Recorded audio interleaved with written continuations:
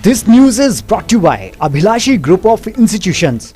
IIT Mandi के कमांद में निर्माण कार्य में लगी निजी कंपनी के मजदूरों ने गुरुवार को उपायुक्त ऋग्वेद ठाकुर को ज्ञापन सौंपा।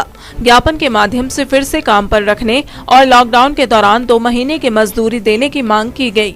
मजदूर खेमेराम ने कहा कि निजी कंपनी में करीब 100 मजदूर 2 साल से काम कर रहे थे।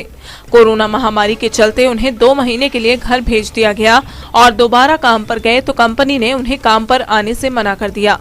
उन्होंने सरकार और प्रशासन से मांग की है कि सभी स्थानीय मजदूरों को काम पर रखा जाए और 2 महीने का वेतन भी दिलाया जाए। मेरा नाम खेमेराम है।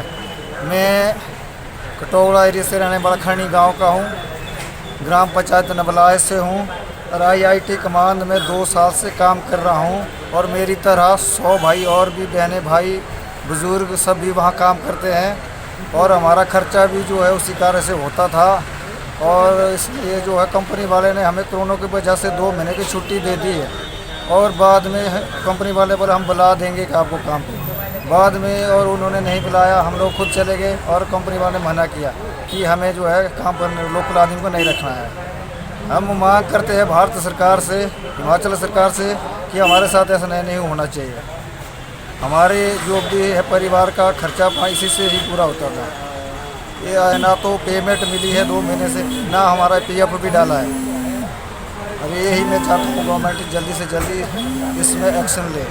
दिव्य हिमाचल टीवी के लिए मंडी से विप्लव सकलानी की रिपोर्ट।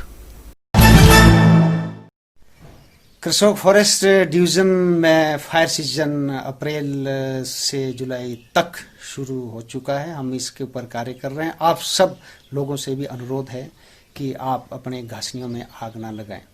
यदि आप आवश्यक समझे तो आप हमारे गार्ड बीओ आर तक इसको सूचित करें। इवन आप डीएफ ऑफिस में भी इसकी सूचना दे सकते हैं।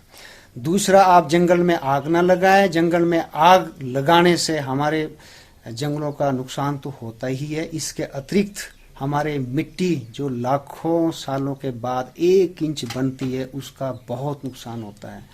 पशु पक्षी, ये ब्रीडिंग सीजन है पशु पक्षियों का, इनके ये अपने छोटे छोटे बच्चों को जन्म देते हैं। यदि हम जंगल में आग लगाते हैं तो हम कानून का उल्लंघन ही नहीं करते, लेकिन हम पाप के भी भागीदार बनते हैं।